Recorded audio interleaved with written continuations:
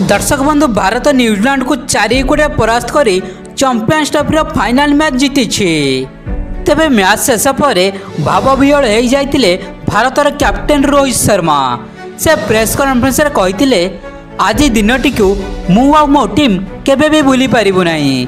दीर्घ 13 वर्ष पर आमे पुणी थर चैंपियंस ट्रॉफी विजय हासिल करछो।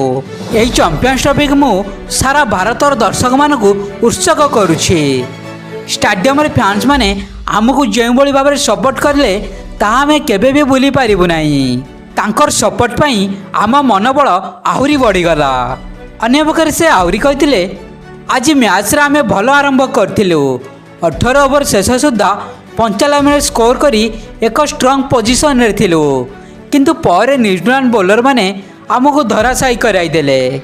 तेबे जा हो आज आमे मैच जीति भारत को विजय कराइलु आउ चैंपियंस ट्रॉफी मध्य हासिल कलु।